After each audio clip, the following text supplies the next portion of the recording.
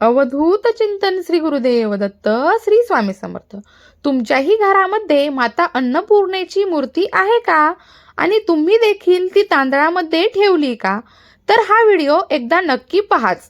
तसेच देवघरामध्ये ही अन्नपूर्णेची मूर्ती योग्य पद्धतीने कशी ठेवावी, या मूर्ती खालचे तांदूळ दर किती दिवसांनी बदलावे, आणि पहिले तांदूळ खराब झाले असेल तर त्याचं काय करायचं, आणि जर तुमच्याकडे अन्नपूर्णेची मूर्ती नसेल तर ती मूर्ती घरात कधी आणायची, त्याची योग्य पद्धतीने स्थापना कशी करायची, त्यासाठी काय नियम आहेत, आणि योग्य पद्धतीने या देवीची पूजा कशी करायची, अशी अन्नपूर्णा देवीची सगळी माहिती मी तुम्हाला आजच्या व्हिडिओमध्ये देणार आहे।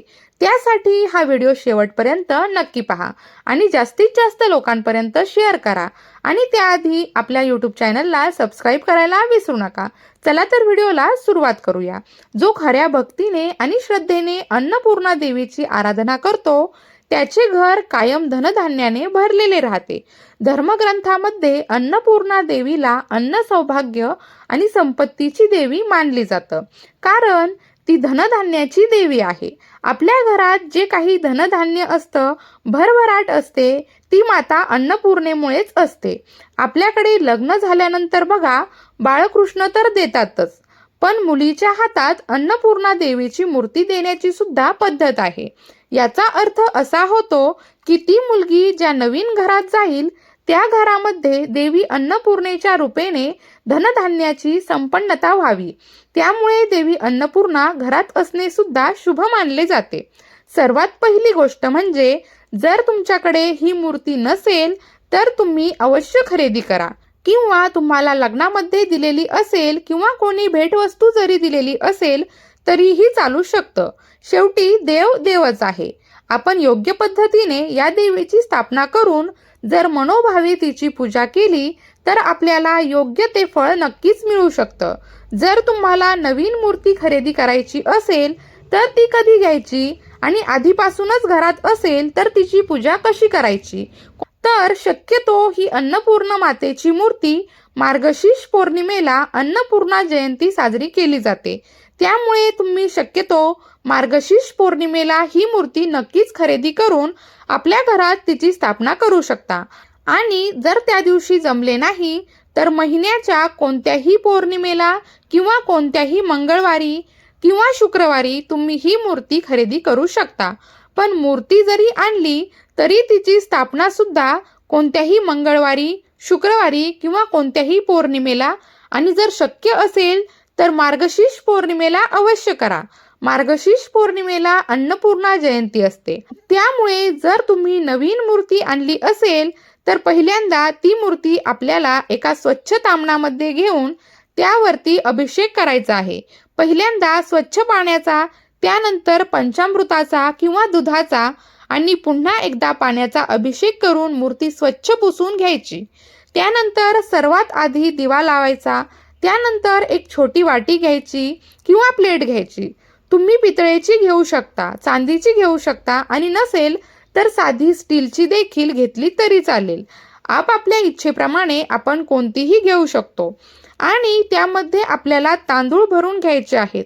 काही जण गहू पण ठेवतात, पण शक्यतो तांदूळच भरावेत, आणि त्या तांदळावरती हळदी कुंकू वाहून आपण ती अभिषेक केलेली मूर्ती ठेवायची आहे, आणि त्यानंतर त्या मूर्तीची विधिवत अशी पूजा करायची आहे। देवीला हळदी कुंकू लावायचं आहे, अक्षता वाहायच्या आहेत, शक्य असेल तर एक लाल फूल अर्पण करायचं आहे। साखरेचा तुम्ही नैवेद्य दाखवू शकता, आणि त्यानंतर धूप दीप ओवाळायचा आहे, आणि नंतर देवीला प्रार्थना करायची आहे की हे अन्नपूर्णा माते, माझ्या घरात कधीच धनधान्यांची कमतरता भासू देऊ नकोस, कायम भरभराट राहू दे, नेहमी माझं घर धनधान्याने भरलेलं राहू देत, अशी देवीला प्रार्थना करायची, नमस्कार करायचा। अशा प्रकारे तुम्हाला अन्नपूर्णा मातेची स्थापना करायची आहे। त्यानंतर सर्वात महत्त्वाची गोष्ट म्हणजे देवघरात माता अन्नपूर्णेची मूर्ती कशी स्थापन करावी। आपण रोज देवपूजा करत असताना आपल्या देवघरामधील सर्व देवांना स्वच्छ स्नान घालतो आणि डायरेक्ट वस्त्रांवरती ठेवतो, पण अन्नपूर्णेची मूर्ती ही आपल्याला स्नान घालून झाल्यानंतर लगेच डायरेक्ट वस्त्रांवरती कधीच ठेवायची नसते। त्यामुळे तुम्ही सुद्धा ही चूक अजिबात करू नका. आपल्याला मूर्ती ही वस्त्रावर ठेवायची नाही, तर एखादी छोटी प्लेट किंवा वाटी घ्यायची आहे. तुम्ही कोणत्याही धातूची घेऊ शकता, फक्त प्लास्टिकची घेऊ नका. तुम्ही चांदीची, पितळेची, साधी स्टीलची पण घेतली तरी चालेल. त्या वाटी किंवा प्लेटमध्ये तांदूळ घेऊन आपल्याला ती मूर्ती त्या तांदळामध्ये ठेवायची आहे.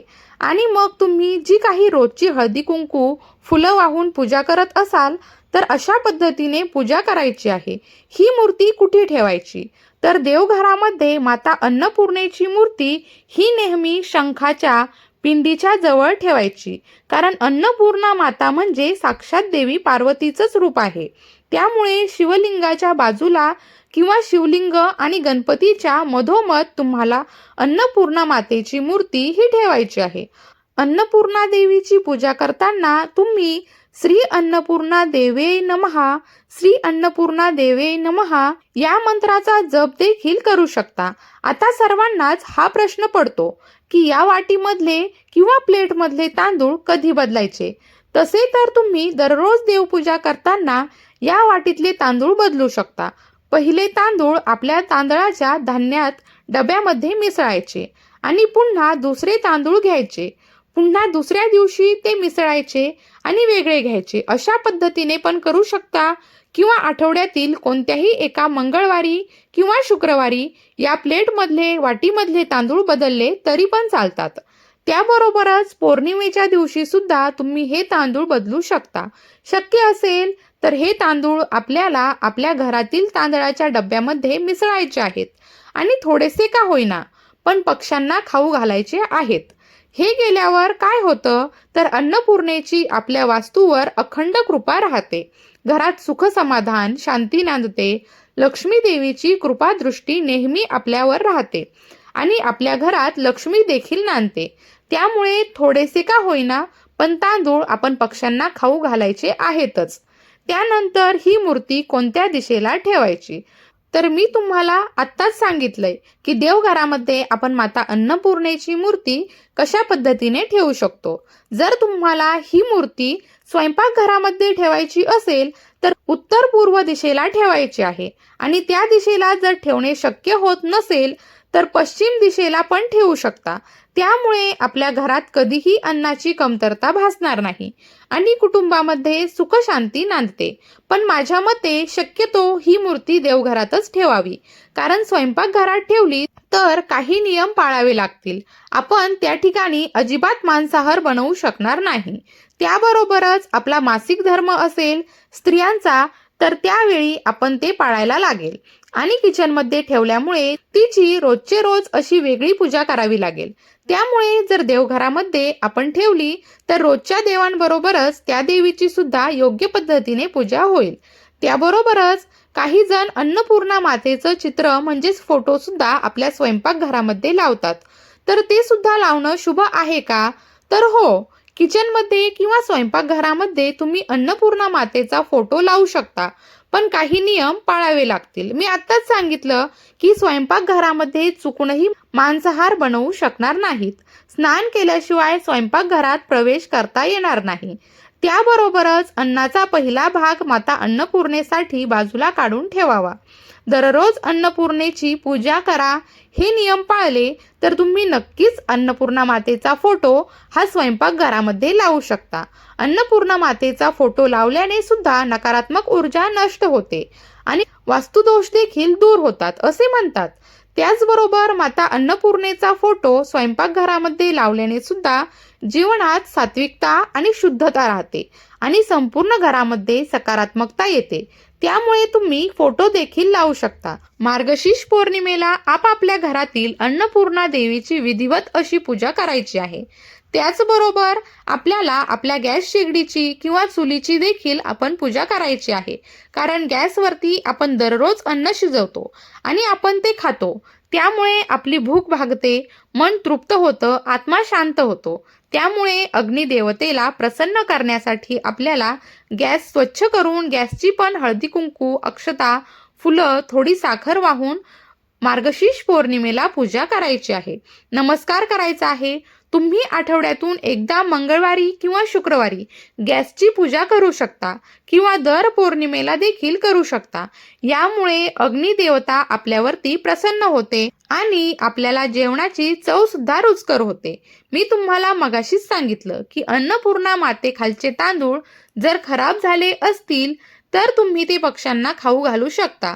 चांगले असतील तर आपल्या धान्याच्या डब्यामध्ये मिसळा आणि जर खराब झाले असेल आणि पक्ष्यांना खाऊ घालणे शक्य नसेल तर तुम्ही ते पाण्यामध्ये टाकू शकता. ते जलचर खाऊ शकतात किंवा एखाद्या झाडाच्या बुंद्याशी टाका, म्हणजे आपला पाय पडणार नाही. अशा ठिकाणी आपल्याला हे तांदूळ टाकायचे आहेत, कारण देवी अन्नपूर्णा म्हणजे अन्नधान्यात वास्तव्य करणारी देवी आहे. त्यामुळे जर का आपण हे तांदूळ असे कुठेही टाकले, कोणाचा त्यावरती पाय पडला तर अन्नाचा अपमान होईल. त्यामुळे असे कुठेही टाकू नका, योग्य त्या ठिकाणी टाका. अशा प्रकारे तुम्ही सुद्धा योग्य पद्धतीने आपल्या देवघरामध्ये माता अन्नपूर्णेची स्थापना केली आणि मनोभावे अन्नपूर्णेची सेवा केली तर आपल्याला सुद्धा अन्नधान्याची कमतरता कधीच भासणार नाही. अन्नपूर्णा देवीचा आशीर्वाद आपल्या कुटुंबावरती राहील आणि आपलं घर कायम धनधान्याने भरलेलं राहील. कसा वाटला तुम्हाला आजचा व्हिडिओ मला कमेंटमध्ये नक्की सांगा आणि आवडला असेल तर लाईक करा, जास्तीत जास्त लोकांपर्यंत शेअर करा आणि अशाच प्रकारचे छान छान व्हिडिओज पाहण्यासाठी आपल्या यूट्यूब चॅनलला सबस्क्राईब करायला विसरू नका. धन्यवाद. भिवू नकोस, स्वामी सदैव पाठीशी आहेत.